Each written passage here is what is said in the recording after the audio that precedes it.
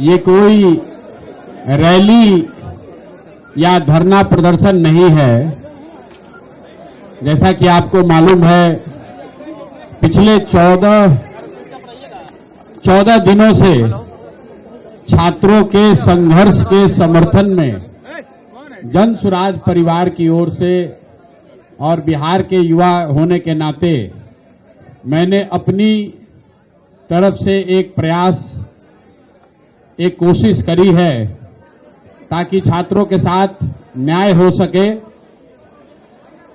इस लड़ाई की शुरुआत प्रशांत किशोर ने नहीं की है।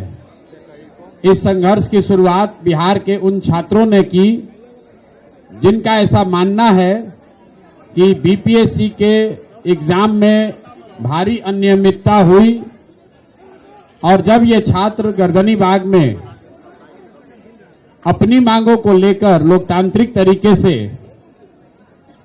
अनशन पर बैठे तो जिस तरह की संवेदनशीलता सरकार को दिखानी चाहिए थी, सरकार ने वो नहीं दिखाई। हम जैसे लोग, जैसा कि आप जानते हैं कि 25 दिसंबर को जब इन बच्चों पर लाठी चलाई गई, उस दिन मैं पहली बार गर्दनीबाग में इन छात्रों से मिलने गया था। इनको अपनी ओर से मैंने समझाने की भी कोशिश की थी कि सरकार को, व्यवस्था को हम लोग को 2-3 दिन समय देना चाहिए। वो समय दिया भी गया, लेकिन सरकार की ओर से कोई बहुत सकारात्मक पहल नहीं हुई। 29 तारीख को गांधी मैदान में छात्रों ने, युवाओं ने मिलकर छात्र संसद किया। इस पूरे अभियान आंदोलन में 29 तारीख को मेरे भरोसे पर जब छात्र यहां जुटे, जब मैंने उनको आश्वस्त किया था कि चाहे कुछ भी हो जाए, जब तक प्रशांत किशोर खड़े हैं, हमारे रहते हुए पुलिस बर्बरता नहीं करेगी, आप पर लाठी नहीं चलाएगी। 29 तारीख को पहली बार प्रशासन ने उस भरोसे को तोड़ा, क्योंकि मेरे हट जाने के बाद, इस जगह से जाने के बाद बच्चों पर फिर से लाठी चली। उसके बाद से, जैसा आपको मालूम है, 2 तारीख से हमने आमरण अनशन शुरू किया है और उस दौरान सरकार की ओर से कुछ पहल भी हुई। माननीय राज्यपाल महोदय भी बच्चों से मिले, मुख्य सचिव भी मिले, लेकिन अभी तक कुछ उसमें सरकार की ओर से इस मुद्दे का समाधान निकालने के लिए कोई प्रयास नहीं किया गया है। आज न्यायालय में इस पूरे प्रकरण पर सुनवाई शुरू हुई है। मुझे पता नहीं है, शायद आप लोगों को जानकारी हो गई, कुछ ही क्षण में न्यायालय का शायद कुछ निर्णय भी आए। हम लोग आशा और विश्वास रखते हैं कि छात्रों को कम से कम न्यायालय से न्याय मिलेगा। लेकिन इस अनशन के दौरान 5वें-6वें दिन जो गांधी मैदान में हुआ, वो मीडिया और बिहार के लोगों के सामने है। तो 4-5 दिन सोचने समझने के बाद अब हम लोगों ने ये तय किया है कि सिर्फ अब छात्रों की लड़ाई लड़ने से बात नहीं बनेगी। कहीं न कहीं बिहार में गांधी जी के बताए हुए रास्ते को लेकर आगे चलने की जरूरत है। समाज में लोगों को जगाने, समझाने की जरूरत है। इसलिए आज से, यहां से जन सुराज के साथियों के साथ, अपने छात्र मित्रों के साथ हम लोग इस सत्याग्रह की शुरुआत कर रहे हैं, जिसमें अब मैं गांधी मैदान से तो पुलिस ने उठा दिया, लेकिन अब मैं जहां रहता हूं उसको छोड़कर इसी आश्रम में, जो आप ये व्यवस्था देख रहे हैं, जो अभी बनने की प्रक्रिया में है, अब यहीं पर रहेंगे और यहीं से जन सुराज का सारा कार्यक्रम चलाया जाएगा। लेकिन उससे बढ़कर ये, इस जगह को हम लोग इस तरह से बनाना, विकसित करना चाहते हैं ताकि बिहार का हर वो व्यक्ति जो यहाँ की व्यवस्था से दुखित है, यहाँ की व्यवस्था का पीड़ित है, उन सारे लोगों के लिए ये प्लेटफॉर्म, ये आश्रम आवाज बने, उनके साथ हम लोग खड़े हो सके, उनके दुख दर्द के साथी बन सके। इस संकल्प से मैं इस आश्रम की, जिसका नाम हम लोगों ने बिहार सत्याग्रह आश्रम दिया है, ताकि बिहार के समाज के हर उस वर्ग को जिसके साथ जाति हुई है, जिसके साथ व्यवस्था ने गलती करी है वो यहां आ सके और इस व्यवस्था के तहत जुड़कर अपनी बात को मजबूती से रख सके, बिना ये डरे हुए कि पुलिस वाले आकर उन पर लाठी चलाएंगे, बिना इस बात से डरे हुए कि सत्ता के लोग उनको डराएंगे धमकाएंगे। ये आश्रम इस बात का भी एक प्रतीक बनना चाहिए कि शांतिपूर्ण तरीके से बिहार में जो एक व्यवस्था बना दी है सरकार ने कि जिसको भी व्यवस्था से कोई शिकायत है, कोई भी कोई आवाज लगाता है तो सरकार उसको उपद्रवी बताती है। सरकार उसको लॉ एंड ऑर्डर का मुद्दा बनाकर उन पर लाठी चलाती है। तो इस आश्रम को इसीलिए बजाबता सरकार से परमिशन लेकर, जिन साथियों का ये जमीन जो लोग अपना होने का दावा करते हैं उनको पैसा रेंट देकर, सरकारी रेंट देकर ये व्यवस्था मैंने बनाना शुरू किया है ताकि बिहार का कोई भी समाज का वर्ग जो अपने आप को दुखी फील कर रहा है, अकेला फील कर रहा है, वो यहां आए, अपनी आवाज रखे, इस विश्वास से रखे कि जनसुराज, प्रशांत किशोर और हम सब युवाओं की ताकत और आवाज आपके साथ है। आपको व्यवस्था से डरने की जरूरत नहीं है, व्यवस्था में गलती और जाति करने वालों से डरने की जरूरत नहीं है।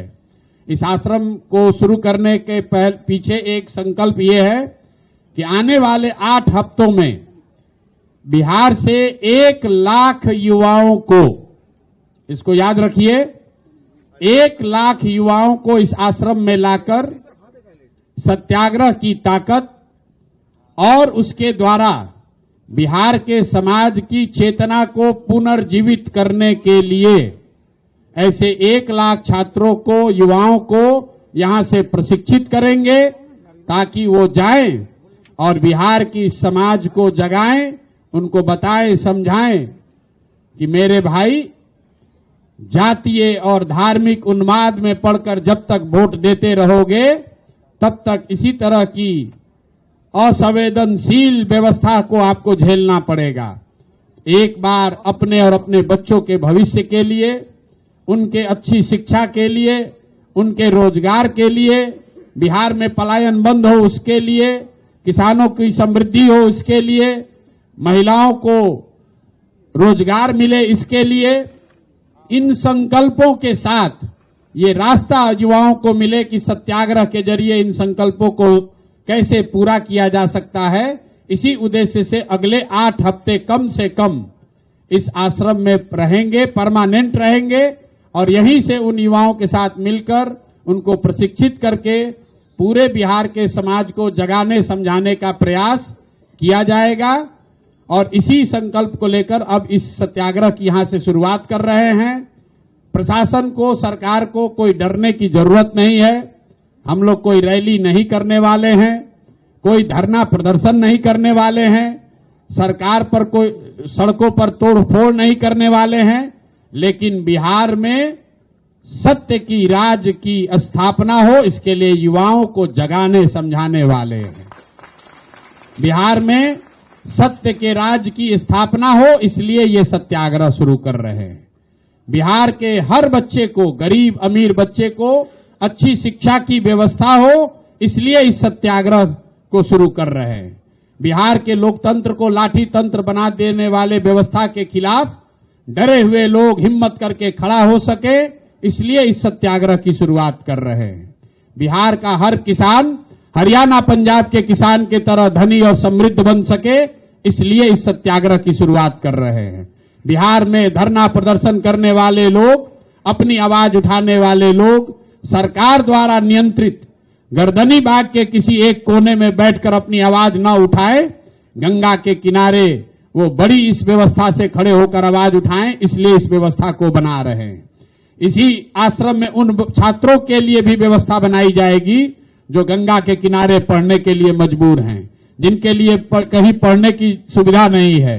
वो छात्र यहां आ सकते हैं, अपना प्रशिक्षण का काम पूरा कर सकते हैं, इस व्यवस्था को इस्तेमाल कर सकते हैं।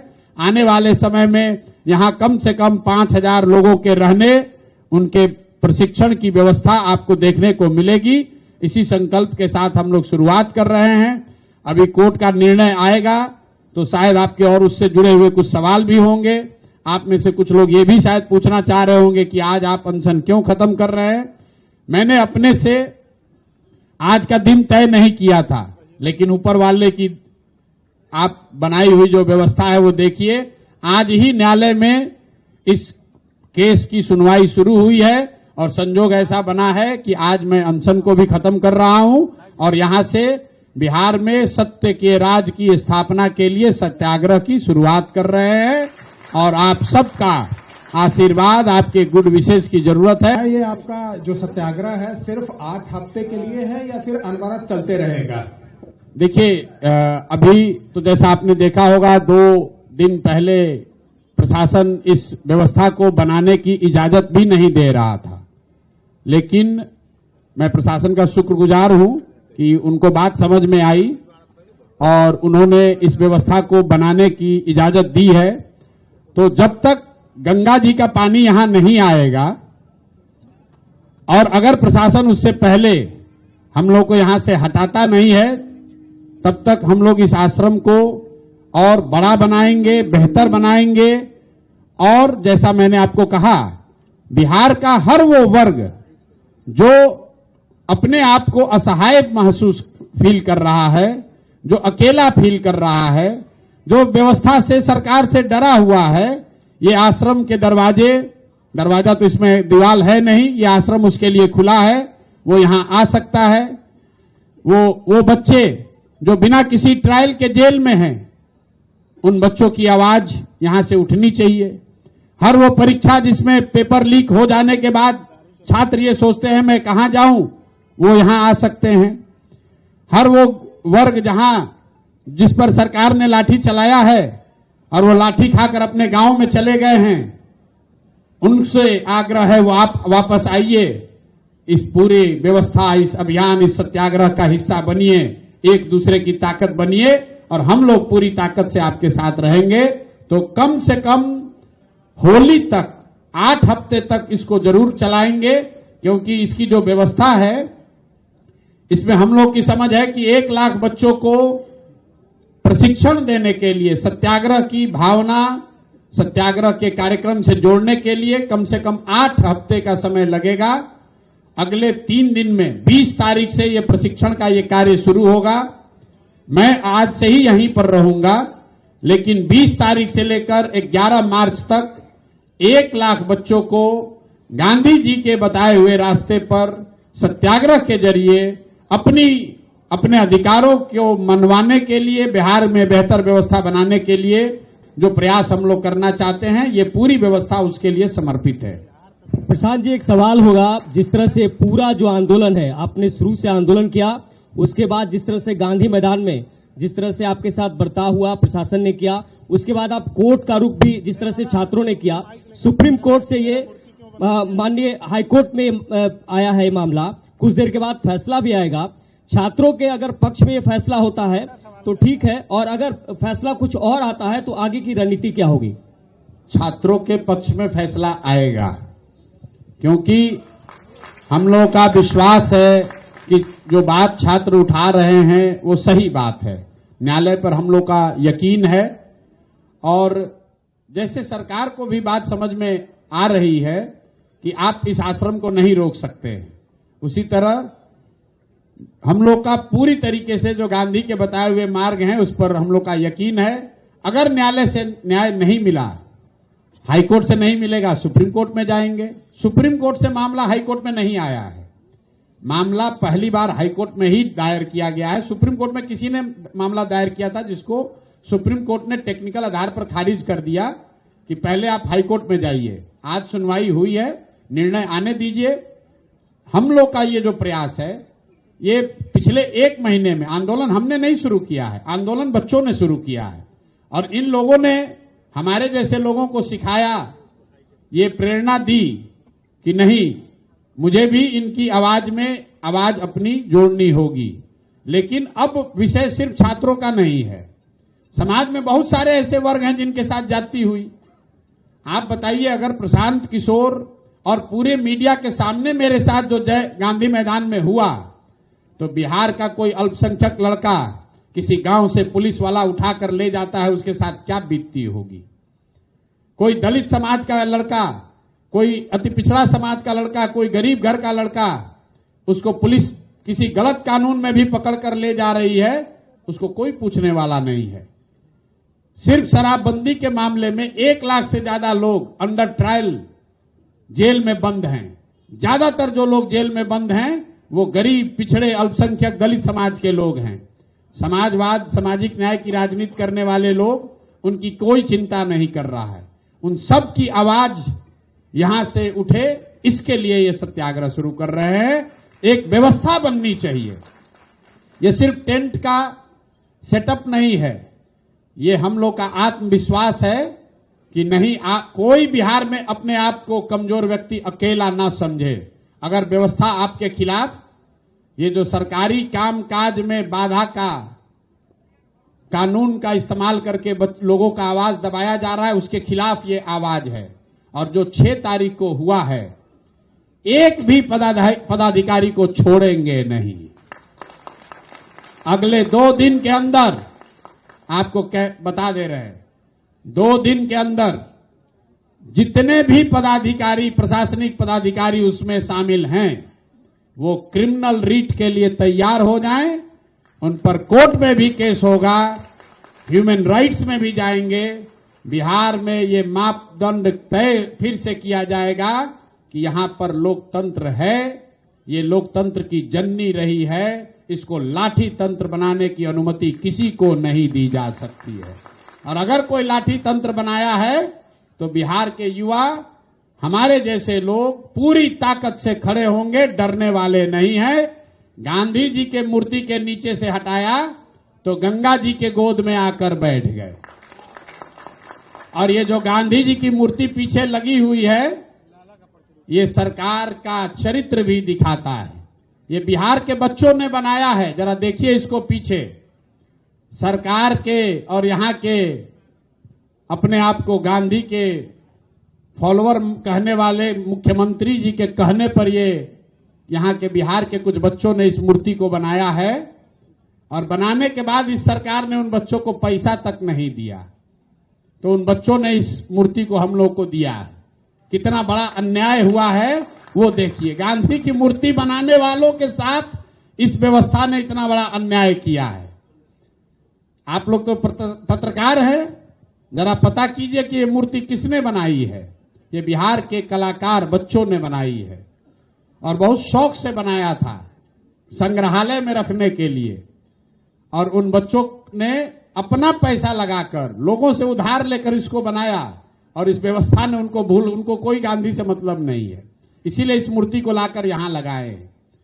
गांधी मैदान आप प्रशासन से रोक सकते हैं, गंगा जी की गोद को कैसे रोकिएगा। तो हम लोग यहां आकर बैठे हैं, आवाज दबा नहीं सकते हैं। बिहार का लड़का सरकार के द्वारा दिया गया नाले के ऊपर बैठने के लिए नहीं बना है। बिहार की आवाज गांधी मैदान से रोकोगे तो गंगा जी की गोद से उठाई जाएगी। प्रशांत जी, मेरा एक सवाल होगा आपसे कि 4 लाख से ऊपर जो है अभ्यर्थी थे, लेकिन आपके साथ इतनी कम संख्या क्यों अभ्यर्थियों की? अभ्यर्थियों की संख्या कम क्यों? क्योंकि अभ्यर्थियों को पढ़ना भी है, उनको ये चिंता भी है कि बाबूजी पैसा भेजे हैं, बाबूजी पैसा भेज रहे हैं, लॉज का किराया दे रहे हैं, टिफिन का खाना खा रहे हैं। तो ये बीपीएससी में तो धोखा हो गया, कोई दूसरा पब्लिक सर्विस कमीशन मिल जाए, कहीं नौकरी कर ले। और वो अभ्यर्थी आना भी चाहे तो मैं नहीं चाहता हूं कि वो अभ्यर्थी आए, क्योंकि उनका काम पढ़ना है। हमारा काम है उनकी आवाज बनकर यहां बैठना। संख्या की चिंता आप मत कीजिए, संख्या से तो प्रशासन घबराई हुई है। आप यहां 3 दिन के बाद आइएगा, यहां देखिएगा कि कितनी बड़ी संख्या है। आज संख्या विद्यार्थियों की कम इसलिए भी है कि ठंड का दिन है, क्यों उनको बुलाएं ना। हम उनको यहां सारा कंबल और चटाई तो सरकार अपना लेकर हमारा जब्त कर ली है। अब बताइए, इतना ठंडा में किस बच्चे को बुलाएं? अगर बुलाएंगे तो उसको रहने की, कंबल की भी व्यवस्था करनी पड़ेगी। और वो व्यवस्था कर देंगे तो आप लोग कल से ये भी चलाइएगा कि प्रशांत किशोर के पास इतना रुपया है, देखिए टेंट सिटी कितना फैशन वाला बनाए हैं। इसीलिए आज ये टेंट सिटी ओपन है। ये सब ओर से खुला क्यों है? खुला इसलिए है कि आप लोग वीडियो में बढ़िया से देख लीजिए, नहीं तो कल से आप लोग फिर कोई नेता कह देगा कि उसमें बढ़िया हीटर लगवाए हैं प्रशांत किशोर, एयर कंडीशन लगा हुआ है, एयर कंडीशन लगा हुआ है। तो जिनको जिनको लग रहा है कि ये टेंट सिटी बड़ा सुविधा वाला है, मैं उनको जरूर आमंत्रित कर रहा हूं, आओ भैया एक रात यहां पर बिताओ, हम लोग के साथ खिचड़ी भी खाओ और इस ठंड में यहां पर एक रात भी बिताओ। प्रशांत जी, जो टेंट सिटी आपने बनाया है, क्या इसके लिए एडमिनिस्ट्रेशन से आपको परमिशन मिली है? क्योंकि जिस तरीके से खबरें चली थी, क्या पूरा आगे का है वो बता दीजिए। और जो स्टाइल ऑफ पॉलिटिक्स आप कर रहे हैं उससे आप क्या देख रहे हैं 2025 के चुनाव में, आपके सक्सेस रेट पे क्या रहेगा और नहीं रहेगा? भैया टेंट सिटी का परमिशन सरकार ने नहीं दिया, ये तो आपको पता है, आप लोगों ने पहले उसको न्यूज में चलाया भी। लेकिन एक दिन के बाद प्रशासन को ये बात समझ में आई कि अगर यहां नहीं लगाने देंगे तो कहीं दूसरे जगह लगा देंगे। तो उनको लगा कि चलो अच्छा है, गांधी मैदान में हम लोग सरकारी परेड करेंगे, गणतंत्र दिवस मनाएंगे, कि गंगा के किनारे ये लोग ठंडा में अपने आप थक के भागेगा, तो इसलिए सोच समझ के दिया होगा। लेकिन वो मजाक की बात है। सीरियस बात यह है कि प्रशासन के लोगों से हम लोग की बातचीत हुई, उन लोगों को यह बताया गया कि हम लोग कोई ऐसा काम नहीं कर रहे हैं जो गैर कानूनी है। बिल्कुल गांधी जी के बताए हुए रास्ते पर बिहार के बच्चों को सत्याग्रह, उसकी ताकत और उसका उनके जीवन में क्या उपयोग हो सकता है, उसके लिए प्रशिक्षण के लिए एक आवासीय यहां केंद्र बना रहे हैं। उन्होंने बात को समझा और परमिशन दिया है, तभी ये लगा है। अभी बनना शुरू हुआ है, 2-3 दिन में पूरा बन जाएगा। 20 तारीख से यहां, जैसा मैं आपको बता रहा हूं, हर दिन इसमें 5000 लोगों के प्रशिक्षण की व्यवस्था रहेगी। लक्ष्य यह है कि होली से पहले 1 लाख बच्चों को जन सुराज की भावना, गांधी के बताए हुए मार्ग, सत्याग्रह की ताकत, इन बातों पर उनको प्रशिक्षित किया जाए ताकि वो जाए और बिहार के समाज में उस बात को रखें। क्योंकि जिस चुनाव की आप बात कर रहे हैं, चुनाव में तो लोग वोट करेंगे, तो लोगों को बताने समझाने के लिए अगर 1 लाख बिहार के युवा सत्याग्रह की ताकत को समझेंगे तो जाकर लोगों को बताएंगे, लोगों को ये बताएंगे कि जाति और हिंदू मुसलमान के धार्मिक उन्माद में मत पड़ो, जातियों के नाम पर मत पड़ो, क्योंकि जब तुम्हारे बच्चे का पेपर लीक होता है तो हर जाति का बच्चा उसमें सफर करता है। जब पुलिस वालों ने लाठी चलाया तो पूछा नहीं कि तुम कुशवाहा हो कि यादव हो, दलित हो कि मुसलमान हो, हर बच्चे को दौड़ा दौड़ा कर मारा है। तो ये बात बिहार के गांव-गांव तक पहुंचे और पहुंचाने का माध्यम जो युवा बनेंगे उनके प्रशिक्षण रहने का ये केंद्र बने, इसीलिए इस आश्रम को शुरू कर रहे हैं। एक आग्रह आप लोग से, अंतिम बात कहनी रह गई, आप लोग कैमरा अपना इस आश्रम से